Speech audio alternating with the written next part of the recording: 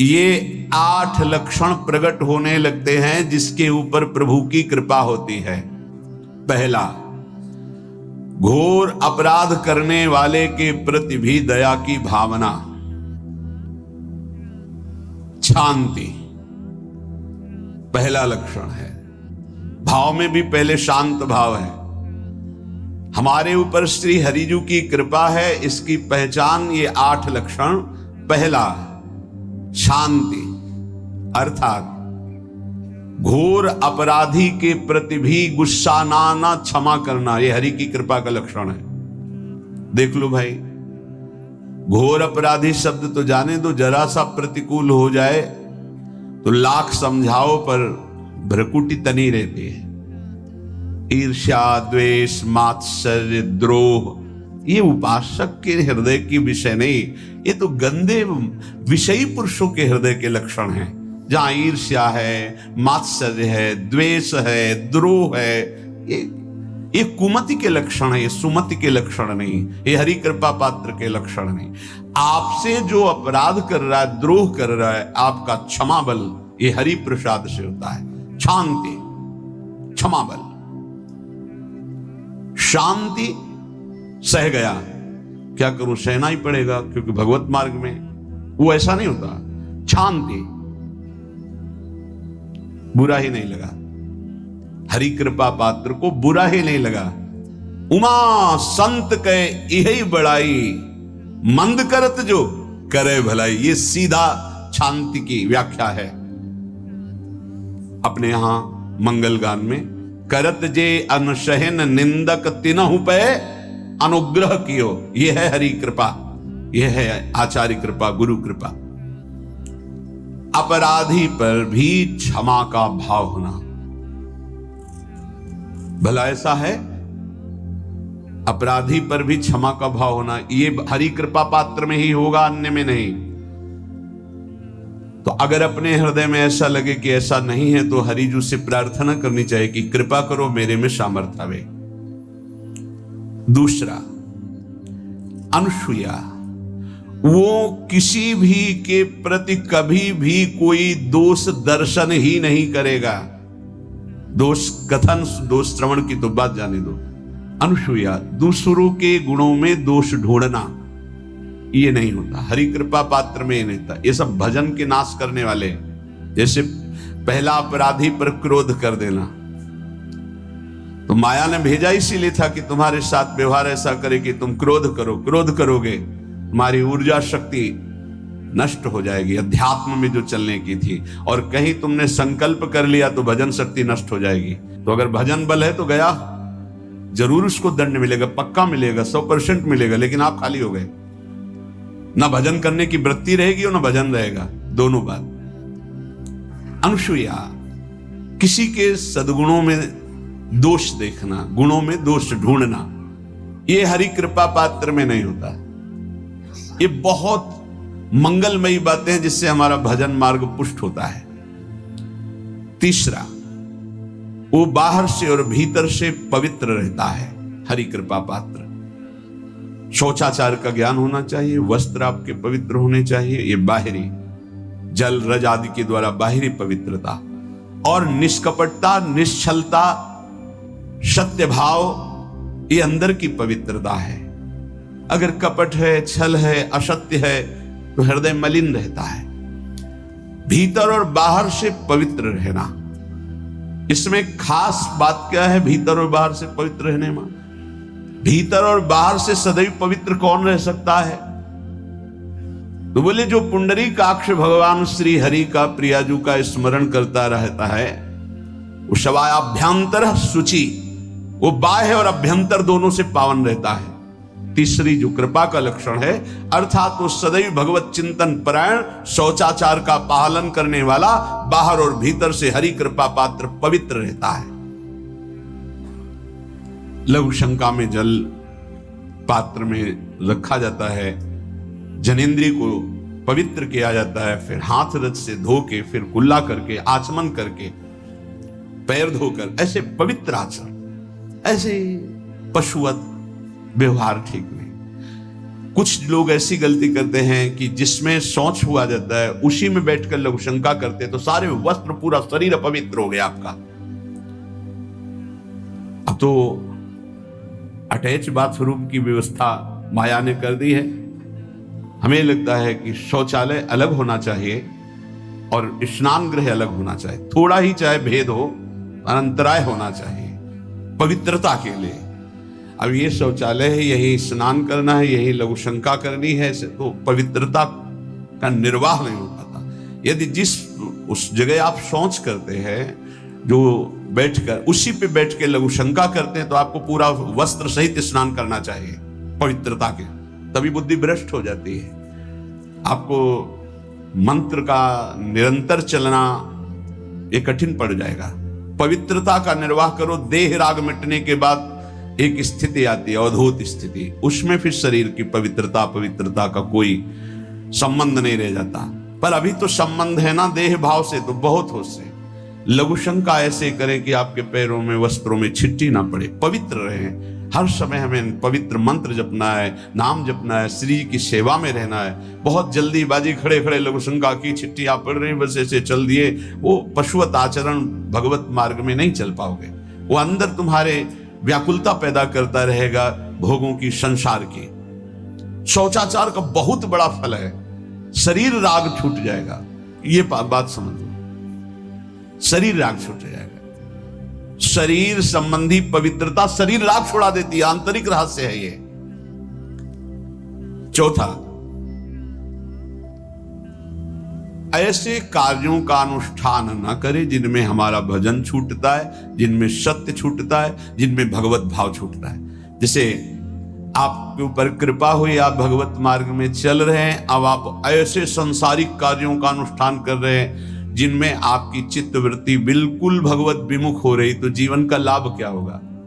लाभ तो है भगवत स्मरण सहित। इसी की मानो टीका है, छठदम शील बिरत बहु कर्मा, निरत निरंतर सज्जन धर्मा।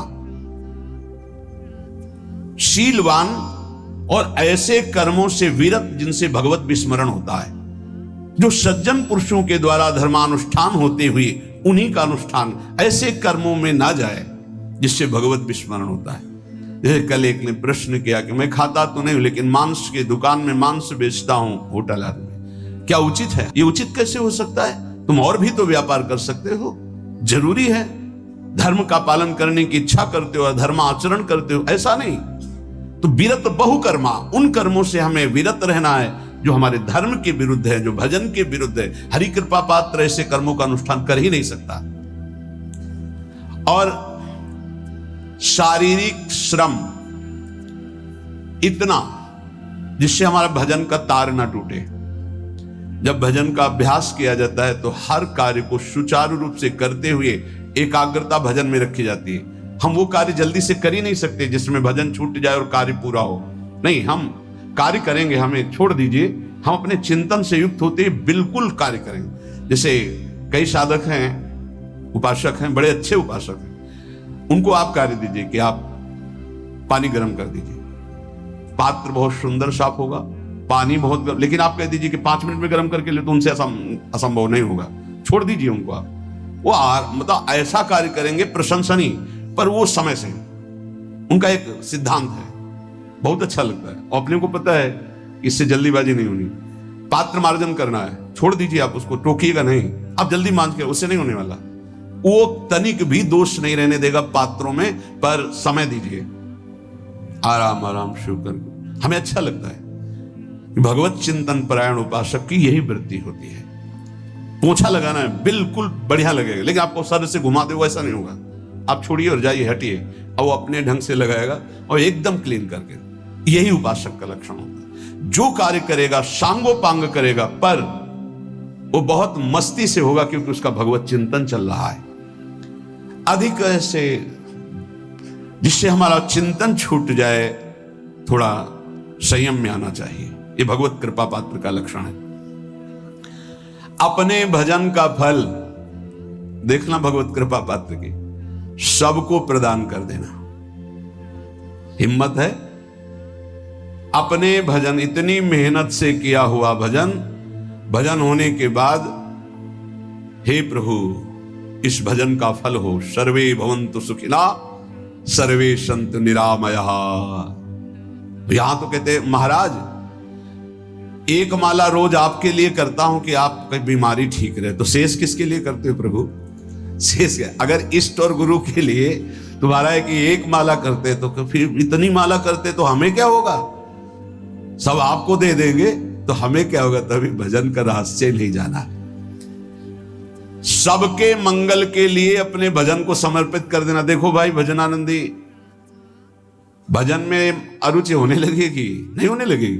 सुबह से शाम तक पसीना चुआए हम और भजन का फल दे दे सबको, तो इसका रहस्य बताते हैं। सबको जे भी कहा सर्वे भवन्तु सुखिना, तो सर्वत्र विराजमान भगवान वही पलटकर अनंत रूपों में आपके ऊपर बरस पड़ेंगे। ये आंतरिक रहस्य है। हमने जो भजन किया वो एक सीमा में था, जब हमने संपूर्ण विश्व को दे दिया तो असीम बनकर वापस हुआ। ये भाव न समझ में, अगर ये भाव न कहे तो एकदम लगे हम अपना भजन क्यों दे दें सबको। उस सर्वात्मा में विराजमान जो हमारा प्रभु है उसी को समर्पित कर, सर्वे भवन्तु सुखिना। तो वो सब पलटकर सब जगह से वापस आया, सबका आशीर्वाद आया और वो महान बनता चला गया। ये लाभ है, आंतरिक लाभ है। अगर तुम्हारा भाव ऐसा न बनता हो तो आप प्रभु को तो अर्पित करते ही है ना, तो वही प्रभु सब में विराजमान है। ऐसा भाव करके सर्वात्म स्वरूप भगवान को हमारा भजन समर्पित है। सब रूपों में प्रभु विराजमान है। ये हरि कृपा पात्र का लक्षण चल रहा है। और छठवां, अपने भजन से अपने लिए कुछ भी ना चाहना और दूसरों की तो बात जाने दो, दूसरों से कुछ ना चाहना ये तो ठीक है।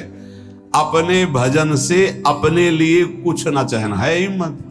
देखो ये हरि कृपा पात्र में हिम्मत होती है। अपना भजन अपने प्रयोग में ना लाना, इसका भी आंतरिक रहस्य है। अपने प्रयोग में आप शरीर को लेकर के बोलेंगे, अगर स्वरूप को लेकर तो प्रयोग की कोई वहां जरूरत ही नहीं। स्वरूप पूर्ण काम है, वहां कोई अभाव नहीं। जब आप कोई भाव अपने लिए करेंगे तो देह भाव होगा। देह भाव से किसी विषय की मांग होगी। विषय पूर्ति भजन का फल नहीं होता, भजन का फल होता विषय निवृत्ति। बहुत जोर की बात है, कैसे समझ जाए। अपने भजन का भी फल अपने लिए नहीं, दूसरों से कुछ चाह रखना तो बात ही जाने दो। भजन से भी कोई अन्य सुख की चाह नहीं। क्या चाहिए? भजन ही बनता रहे, भजन का फल भजन बनता रहे, खूब निरंतर जप करते रहे। सातवां, किसी भी मान सम्मान कीर्ति पद प्रतिष्ठा के मिलने पर हृदय का असंतुष्ट हो जाना, यह हरि कृपा पात्र का लक्षण होता है। प्रणाम नमस्कार जय हो तो हृदय में असंतुष्ट हो जाना चाहिए। कोई किंचन मात्र अभिमान न उदय हो जाए। प्रभु बचाओ, ये माया की चकाचौंध से बचा लो नाथ। कौन सा अपराध बन गया कि आपकी जय की जगह यहां हमको ऐसा सुनना पड़े। जैसे एक बार महापुरुष जन कह रहे थे कि जब गुरुजन बड़ाई करने लगे सामने शिष्य की, तो उसको ग्रीवा झुका लेनी चाहिए, पश्चाताप करना चाहिए कि कोई गलती हो गई, आज हमारे गुरुजी ने हमारी बड़ाई कैसे कर दी। इसका मतलब कोई दोष बन गया, कोई गलती हो गई, और प्रार्थना करना चाहिए कि क्षमा कीजिएगा महाराज, अगर कोई गलती हो तो दंड दीजिएगा, लेकिन ये दंड मत दीजिएगा कि आप हमारी प्रशंसा कर रहे हैं। भगवान इससे बड़ा और कोई दंड नहीं हो, ऐसा महसूस होना चाहिए। सम्मानम कलयाति घोर गरलम, ये हरि कृपा पात्र का लक्षण है। नीचापमानम सुधा, नीच पुरुषों द्वारा किया हुआ अपमान अमृत के समान लगे और सम्मान विष के समान लगे। मान प्रतिष्ठा कीर्ति जिसके लिए बड़े बड़े लालायित रहते, हरि कृपा पात्र को विष की तरह चुभती है। और आठवां, किसी भी प्राणी समुदाय से संबंध ना रखते हुए सब पर दया की भावना, सब पर कृपा की भावना, सब पर करुणा मैत्री पर किसी से ममता नहीं। ये सूत्र बहुत व्यवहार में प्रयोग करने योग्य है, सबसे करुणा और मैत्री, पर किसी से ममता नहीं। करुणा तो करी भरत जी ने, मैत्री भी की मृग से, पर ममता रहित नहीं रहे। ममता कर ली तो अगला जन्म हिरण का हो गया।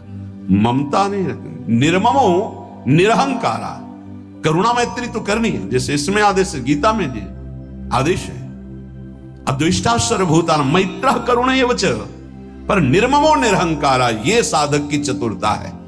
प्राणी मात्र पर दया, कृपा, करुणा, मैत्री, पर ममता नहीं। ममता किसी से, और यहां करुणा मैत्री ये तो गायब हो गई, केवल ममता रह गई है। अपने शरीर से ममता, शरीर संबंधियों से ममता, विषय भोगों से ममता, यही जहर है। संबंध में ये ममता ही जहर है, विचारों में अहंकार जहर है, कर्मों में ये आसक्ति जहर है। इसी जहर को मिटा दे तो जीवन मुक्त महापुरुष कर्म करते हुए, विषय सेवन करते हुए, वार्ता करते हुए, विचार करते हुए, बिल्कुल जहर रहित उसका जीवन हो गया। तो ये 8 बातें हरि कृपा पात्र में होती हैं, इनको बार बार सुनना, हृदय में धारण करना। जो भक्त होता है, हरि कृपा पात्र होता है, उसमें ये 5 बातें कभी नहीं जागृत होती, स्फुरित ही नहीं होती। पहला, किसी से ईर्ष्या, दूसरा किसी से घृणा, तीसरा किसी से भयभीत हो जाना, चौथा भजन सेवन नृत्य गायन आदि में लज्जा लगना, पांचवा किसी की निंदा करना, ये नहीं होती। अब जो आगे वर्णन कर रहे हैं उसमें महापुरुषों की पहचान है। सिद्ध महापुरुष 3 प्रकार के होते हैं। एक होते हैं आचार्य कोटि के, सात्विक विचार वाले, एक होते हैं भ्रष्ट आचरण वाले, एक होते पिशाचाचरण वाले, और तीनों सिद्ध हैं। बहुत बड़े महापुरुष पूज्यपाद उड़िया बाबा जी हैं, वही रहस्य का प्रकाश कर सकते थे, अन्यथा बिना ब्रह्मबोध महापुरुष के ऐसा नहीं। तीनों सिद्ध हैं, तीनों भगवत प्राप्त है। सात्विक आचार वाले, जो आचार्य कोटि के होते हैं, एक एक अक्षर शास्त्र मर्यादा के अनुसार चलने वाले, जैसा शास्त्र कहता वैसा उनके आचरण में दिखाई देगा, और वो उससे सिद्ध भगवत प्राप्त महापुरुष हैं, पर उनके आचरण तस्मात् शास्त्रम प्रमाणम थे। दूसरे भ्रष्टाचार, ऐसों को पहचान पाना बहुत कठिन होगा।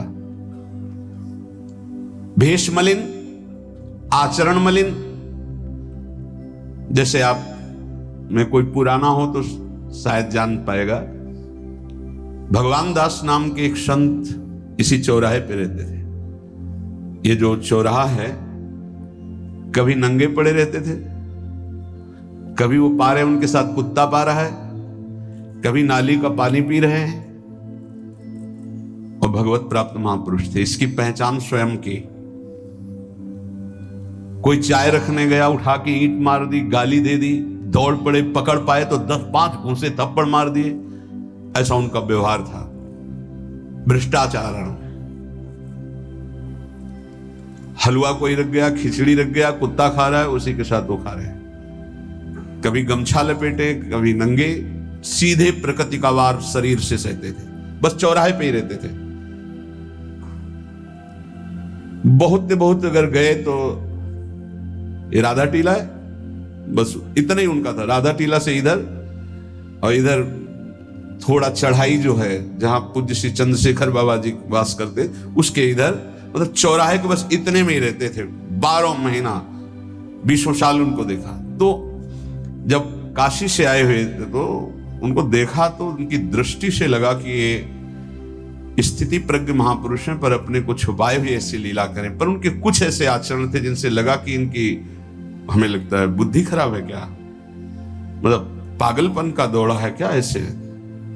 राधा रमन जी दर्शन करने गए तो जो पुंडरीक जी हैं इनके बाबा, वो उस समय थे, उनके पुत्र जो पुंडरीक जी के पिताजी, वो उनके सहयोग में, तो करुणा कृपा हुई उनकी, उन्होंने देखा। वो तो बाद में परिचय जाना उनका, हमें पता नहीं, तो बाद में परिचय। वो पीत वस्त्र धारण किए हुए वयोवृद्ध एकदम डलिया लाए, राधा रमण जी को निकाल करके अपने को प्रसाद मिला। तो सीधे राधा रमण जी की कृपा का अवलोकन करते हैं और परिक्रमा लगाना। एकदम संकल्प बना, कमंडल में 2 कुलिया रखी, ढक्कन से ऐसे ढक के, और बस मन में आया कि अगर वो बाबा हमसे आते हैं, हमारे कमंडल से कुलिया, सत्य परम सत्य कुलिया लेते हैं और पाते हैं और फिर रख के चल देते, तो मैं मान जाऊंगा कि प्रभु ये आपके धाम के सिद्ध महापुरुष हैं, आए हुए थे हम काशी से ऐसे। क्योंकि काशी में ऐसी लीलाएं देखी थी बड़े अवधूत कोटि के महापुरुषों को। आपसे सत्य कहते, वो पेड़ हट गया, रमण रेती में था, बीच रोड में था, चबूतरा बना था, वो ऐसे पड़े थे, वहां के हम बैठ गए, बिजली की तरह उठे, रफ्तार से आए, खड़े हो गए हम बिल्कुल, क्योंकि हमें पता था कि घूंसा थप्पड़ इनका प्रसाद होता है। हम कहा उस समय, हम कहा अगर हाथ चलाएंगे तो पकड़ लेंगे ना, बिल्कुल पोजीशन में खड़े। तो बंगाली भाषा में कुछ बोले, वैसे गले में हाथ डाला, ढक्कन हटाया, कुलिया निकाली, पाया कुलिया वहीं रखा, ढक्कन रखा, गए और वहीं लेट गए। सत्य कहते एकदम रोम रोम खड़ा हो गया कि अरे भगवत प्राप्त महापुरुषों को जानना बड़ा कठिन है, कैसे आचरण, भ्रष्ट आचरण से रहते हैं। कभी दिगंबर, कभी गमछा लगा हुआ है, कभी कुत्ते के साथ खा रहे, कभी नाली का पानी पी रहे। पूज्य बाबा कह रहे आचरण मलिन, नाली या पैखाने का भी पानी पीने में उनको कोई भी परेशानी नहीं। गंदे जगह मलिन भाव से पड़े रहना, किंतु वृत्ति हर समय भगवदाकार रहना, भगवदाकार रहना। ये तीसरे पिशाचाचार, गाली गलौज करना, ईंट पत्थर से मारना, हर मलिन चेष्टा बहुत कठिन है, बहुत कठिन है। ये सब देखने को मिला है भगवत कृपा से तीनों प्रकार के महापुरुषों का। वृंदावन में एक आगंतुक संत आए थे बाहर से, वो रात्रि में हर वृक्ष के नीचे खड़े रहते, पैर सूज गए थे, उनको कभी बैठे और लेटे नहीं देखा, खड़े रहते थे। ये 25 वर्ष के लगभग की बात है। तो उनको जब देखा तो देखते ही उनकी दृष्टि ऐसी थी ऊर्ध्व, लगा ये तो भगवत प्राप्त महापुरुष है, 45 वर्ष की अवस्था हो, बस खड़े रहते थे, चरण उनके फट गए थे ऊपर से ऐसे खड़े खड़े।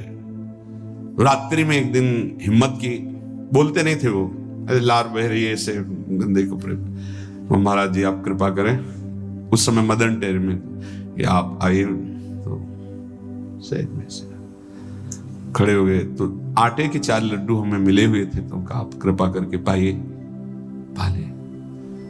उनका आपका ये जो बाहरी परिवेश है और आपके जो बाहरी लीलाएं हैं, ये बाहरी लोग तो भले न समझ पाए, पर प्रभु मुझे ऐसा अनुभव होता है आप भगवत प्राप्त महापुरुष हैं। रो पड़े हो, कभी हमने उनको ऐसा नहीं देखा, रो पड़े। और उनका ये हमारे गुरुदेव की कृपा है। उनका कब से वृंदावन आप आए? बोले कुछ दिन हुए। बोले वृंदावन की रज का प्रभाव कितना दिव्य है कि अब जाने का मन नहीं होता है, पर आप अब दोबारा हमसे मिलने की चेष्टा मत कीजिएगा, कभी दूर से देख लीजिएगा, पर आप कभी मिलिएगा नहीं। आप भक्त हैं इसलिए आपसे संभाषण कर लिया। ये तो आपने सुना, सुबह की लीला, ईंट चल रही थी उनपे, वो दिगंबर खड़े थे, ईंट मार रहे थे लोग, परिक्रमा वाले लोग उनको ईंट मार रहे थे, कई जगह उनके ईंट लगी, उनको लग रहा था पागल है, नहीं पहचाना जा सकता। 3 प्रकार के महापुरुष होते, एक होते सात्विक आचार वाले, बहुत जो शास्त्रीय आज्ञा वैसे ही अक्षर से आपको दिखाई देंगे, आचार्य कोटि के, पवित्र शरीर, पवित्र वस्त्र, पवित्र आचरण, एकदम आचार्य कोटि। दूसरे एकदम भ्रष्ट आचरण, समझ ही नहीं सकते आप। तीसरे पिशाच की तरह, समझ ही नहीं सकते उनको। अब लाभ होता है केवल पहले वाले से, सात्विक, तस्मात् शास्त्रम प्रमाणम थे, इससे जनता का लाभ होता है। इन 2 से विशेष हानि हो जाती है, क्योंकि इनके आचरण ऐसे होते हैं, साधु अवज्ञा तुरंत भव, बहुत जल्दी विनाश होता है ऐसे महापुरुषों के अपमान से। सात्विक महापुरुषों के नहीं, अगर उनसे अपमान भी हो जाएगा तो क्षमा करेंगे वो सब। इनको न क्षमा से मतलब है, न पिटाई से मतलब है, इनकी दैवी शक्ति तुम्हारा नाश कर देगी। ऐसे से बहुत, क्योंकि इनको समझ में नहीं आएगा ना। काशी में भी देखा, कुल्हड़ चल रहे हैं सब, और ब्रह्माकार वृत्ति है। लोग समझ नहीं पा रहे हैं, चाहे कि कुल्हड़ जमाए मार रहे हैं उनके ऊपर ऐसे किया। बिल्कुल जो चर्म है प्रकृति को सहते सहते भैंसे का जैसे हो गया मोटा एकदम, और उनके ऊपर मार पड़ रही है, वो मुस्कुरा रहे हैं, चल रहे हैं। उनका गजब हो गया, ब्रह्माकार स्थिति महापुरुष के सामने। ऐसे कुछ समझ ही नहीं पाता। तो कह रहे हैं ऐसे भक्तों से प्रायः सबकी हानि हो जाती है, क्योंकि समझ पाते नहीं कि स्थिति क्या है, और जब उनका अपमान करते हैं, उनको मारते हैं, पीटते हैं, उनका सर्वनाश हो जाता है। वो करते नहीं है, उनका प्रभाव कर देता है, पर सात्विक महापुरुषों से किसी का मंगल नहीं होता। इसलिए समाज का परम मंगल शास्त्र के द्वारा आचरण किए हुए जो सिद्ध महापुरुष हैं उनसे होता है। ये दो प्रकार के महापुरुष जो होते हैं, कई तरह से हानि हो जाती है। आप समझ ही नहीं पाएंगे, आप अपमान कर देंगे, अनिष्ट हो जाएगा आपका, क्योंकि यहां ना क्षमा है ना दंड है। दैवी शक्तियां उनकी सुरक्षा में लगी हुई, वो सर्वनाश कर देंगी। इसलिए बाबा परिचय बता रहे कि अगर तो इनको पागल ना समझा जाए। ये प्रायः जैसे एक बार बताया था कि हरगोविंद जी के पांडाल में रास हो रहा था, एक दिगंबर महापुरुष आए और वो ऐसे खड़े थे पीछे से, क्योंकि आरती करने के बाद पीछे राधा वल्लभ जी की गए तो पीछे ही खड़े होना था, तो बिल्कुल पास बूट पहने हुए मारा लात पीछे से, वो मुभरा गिर गए, आराम से खड़े हुए, रास को ऐसे नेत्रों से हल्का सा और बस फिचल दिए। वो पीछे 10 बार लात मारता गया, वो मुड़ के नहीं देखा किसने मारा, पीछे पीछे हम 10 कदम चले। गजब हो गया, ऐसी स्थिति इस महापुरुष की। और ये बावरा जान नहीं रहा कि अपना सर्वनाश कर दिया हमने, और वो गजेंद्र की तरह मतवाले ऐसे फोगला की तरफ चल के निकले। कैसे समझोगे महापुरुषों को? बाहरी व्यवहार। अभी 10-12 वर्ष की बात है, यमुना के पार ऐसे खो करके रहते थे दिगंबर एक महात्मा, अब है कि नहीं मुझे पता नहीं, पहले यमुना किनारे जाते थे बैठने, तो बस वो चीखते थे, राजकुमारी राजकुमार, राजकुमारी राजकुमार, यमुना पार से राजकुमारी राजकुमार। और ऐसे घास नोच नोच के जैसे गाय खाती है ऐसे खाते थे घास, और चिल्लाते क्या थे, राजकुमारी राजकुमार। किसको? प्रिया प्रीतम, राजधानी है ना, तो ऐसे वृंदावन की तरफ खड़े होते ऐसे कहते, राजकुमारी राजकुमार। कैसे कोई महापुरुषों को जाने। भगवान कृपा करें कि किसी भी महापुरुष का कभी कोई अनिष्ट हमारे द्वारा ना हो, कहीं कोई अमंगल बर्ताव ना हो जाए। इसलिए परिचय बताया कि आप सोच सकते हैं कि ऐसे भला महापुरुष हो सकते हैं। हाँ, पक्का 3 प्रकार के महापुरुषों के दर्शन हुए।